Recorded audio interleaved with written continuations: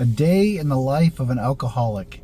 I'm going to take you through a couple different scenarios on what my drinking days were like, and I'm going to compare the two, and I'm going to see if you guys can relate to this. So, number one, there's Josh, who is working and has a job, a steady job, and a day in the life of me as a drinker during that period of time. Because I don't always call myself an alcoholic. I wouldn't necessarily classify myself as an alcoholic. I would also just say that calling myself a non-drinker and not having that stigma actually helps me stay sober. But the thing about it is that whatever you want to call it, alcoholic, non-drinker, drinker, whatever you want to classify that as, at this point in my life, 5 years later in sobriety, I just consider myself Josh. I'm not a drinker. I'm not a non-drinker. I'm not an alcoholic. I'm not any of these things. I just don't drink alcohol anymore. But a day in the life of what it was like to be a drinker while I was working was, I was a binge drinker. So I was not typically an everyday drinker. I would drink a lot. In my 20s, I would drink.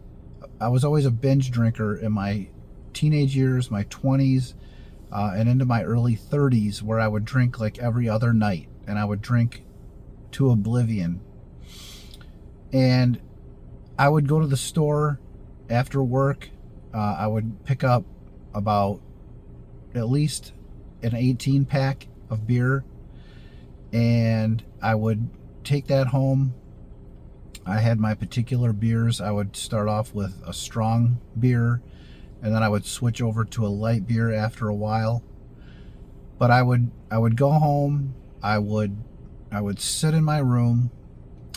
I would drink one after another, and I would just become blacking out. I would just start blacking out. I would play video games or watch movies or whatever, but I would drink one after another. And I might start at 2, depending on the day. At work, I might get off of work at 1. I might get off at 3 or 4, but depending on the day is really dictated when I would start drinking.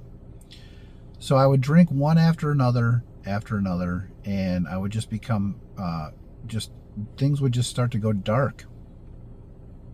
I would really start to forget what I was doing, and it was like going into a dark cave. And I would do that until I basically just couldn't do it anymore. So it might be 11 o'clock at night, midnight, 1, it just depended on the day.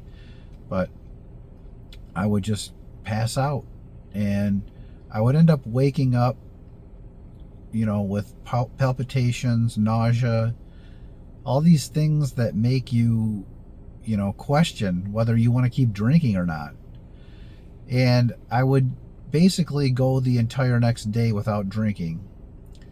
And that was just to kind of recover from as many drinks as I had the night before. But I felt good. I'd go to bed that night, I'd get up, and I'd do it again on that next day. So it was every other day, and that was just a repeat cycle. And in between that, I would think about what am I going to drink on my next binge? What am I going to have to drink? So it was a never-ending cycle of thinking about it, going to the store, picking it out. It was like a ritual, and then just going home and just drinking to oblivion, to the point where you just couldn't remember anything. And I might wake up the next day not remembering who I called or who I texted, because let's face it, drinking alcohol, binge drinking and drinking like that, is a lonely and a dark place. I was a single guy. I didn't have really any, I dated on and off, but I was pretty much in my mid-20s. I didn't really date. I just would drink a lot and just be by myself. And it was just a lonely existence, to the point where it was like, do I really want to keep doing this? But the euphoria of drinking and drinking to blackout was just worth it. it was, when you're younger, you can get over the hangovers easier. It's not as hard to tolerate the hangovers, but I did suffer from anxiety attacks, panic attacks, and in fact, I took a medication during that time that was probably something that wasn't safe to use on a regular basis, but my doctor prescribed it to me anyway. And that I might take that. I took that for a few years on and off if I needed it for panic and anxiety. But I would, in my 30s, I started drinking more frequently. I got married, and I started drinking more frequently, like 5 or 6 days a week, as opposed to like 3 to 4, because I was drinking a little bit less, to the point where I wasn't so hungover in the morning. It was more consistent. So I was drinking with my girlfriend at the time, which ended up being my fiance, which ended up being my wife to this day. But we spent a lot of time just enjoying like wine together, and I would drink beer. But eventually, those times of the early drinking days and being engaged and married basically would turn into just like me drinking on my own, or continuing to drink after we were watching a movie or something like that. And then I would just drink and drink and drink until I couldn't really drink anymore. But the change for me, when I started to notice that I was unemployed twice, once in 2016 and once in 2020. And that's really when my drinking started to scare me, is because, so the first one was a layoff. I was out of work for 10 months, and I would just start drinking. I would apply for jobs in the morning, and then I would take it like maybe a bike ride around lunchtime, and then I would start drinking. But I would go to the store, and I would pick out what I was going to have. And let's face it, alcohol isn't cheap. So although I was on the low end of my drinking, I wasn't drinking like high-end stuff, but I was usually a whiskey drinker and a beer drinker. And I wouldn't just drink a lot of whiskey, but it was kind of like a Kickstarter for my binge. And I might have 2 or 3 like shots of whiskey, or mix it with something, make like an Arnold Palmer or something like that. But I would switch to beer and drink that for the rest of the day. But having a family and drinking isn't really conducive to that. So I would notice that I would start to forget things. So I'd have to kind of like write things down in my phone to remember what my kids told me, like their friends' names were, or like what they were telling me the night before or the day before when I was drinking, when I knew that I was blacking out. And it was bad. It was that bad. Memory lapses. And I just ended up at a certain point waking up the next morning again with palpitations, maybe indigestion, but not to a point where I was like not going to drink again that next day, because I was unemployed and I had nothing going on. I felt like I wasn't having any luck finding jobs, and that was in 2016.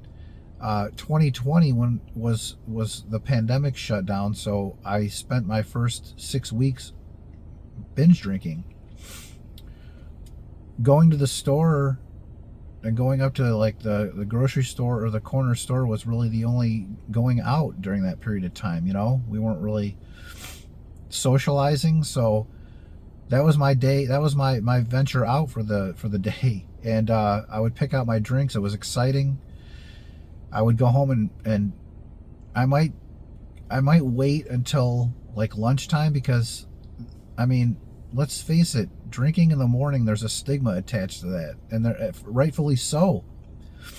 I couldn't see myself waking up and cracking a beer. It just didn't seem like something that I wanted to accept of myself. But waiting until noon or 1, is that any better? I excused myself and said, yeah, it is. It's at least I'm waiting till like afternoon. But again, having a family and responsibilities at home, it's not a good look. And so I did my best to not like black out and fall down drunk or anything like that. But um, I would try to start to wait till later in the afternoon, because I knew that my wife would be home at a certain point, and then I could drink more and not have to worry about if something happened and having to drive and that kind of thing. So, but that was really what ultimately ended up scaring me with my not working, is because if I continue down this road and I'm obsessed with alcohol and with a binge drink like every single day of my life, and say I'm out of work for whatever reason, but let's just fast forward it to like retirement, and I think about people that are retired and how they end up just bored, and I could see myself just drinking away the rest of my life, and just because I don't have hobbies, I didn't have anything that brought me joy other than drinking. Honestly, I mean, I didn't honestly have anything that I liked to do, and that scared me. And I noticed when I quit drinking that, and it didn't come easy. I needed therapy, I needed medication, I needed a sober group, I needed quit lit, I needed my wife, I needed I needed support, community. I needed that every single day to get through, especially the first few months. But even into my years of sobriety, they were still there and still are there. 5 years, almost 5 years later, I'll be celebrating 5 years on April 27th this year. And I don't really keep track of the days. I do celebrate milestones. But the thing is that I was able to replace all of my drinking and all those binge drinking and those habits and those rituals with things that fill me up with joy, like taking a walk, taking a hike, playing with my dogs, playing with my daughters, going places with my family, reading scripture, going to church, more energy to just live life, more energy to enjoy even a simple thing as going to the grocery store. I'm able to enjoy it. I'm not dragging around in misery and just preoccupied with the thought of alcohol 24/7. It is exhausting. My sober group, This Naked Mind, would call that mental gymnastics, and having monkey mind about alcohol, just jumping all over the place, like this and that and this and that, what if, and all the anxiety that comes around with drinking. It's so time consuming, and it doesn't bring you any joy in the end. It doesn't really bring us any joy. It just brings heartache. It makes us have bad relationships. It makes us loathe ourselves in perpetual misery, like a mental prison. So it didn't take me getting in trouble with the law or with my wife, although it did strain things. My drinking didn't cause me health issues to the point where I had no choice but to quit. I just saw glimpses of what my drinking was doing to me, especially at the beginning of the pandemic when we couldn't return bottles and cans, and seeing those bags of cans and bottles accumulate in my garage to the point where I was just taking it out with the regular recycling. And when I fast forwarded all those thoughts to what would I do if I had nothing in my life, if I had nothing to do, I would just drink it away. And that's such a waste. So if you're struggling with your drinking, if you're in your sobriety and you need if you need help, just reach out. Comment in the sections in the comments below. Reach out. I've got a sobriety group. I'll share the link with you. I've got many videos on this topic, but I haven't gone into too much depth about how much I was drinking and how it was affecting my everyday life. And I just appreciate all of you being here. That's why I started this channel. I want to help people. I want to find people that can relate to this.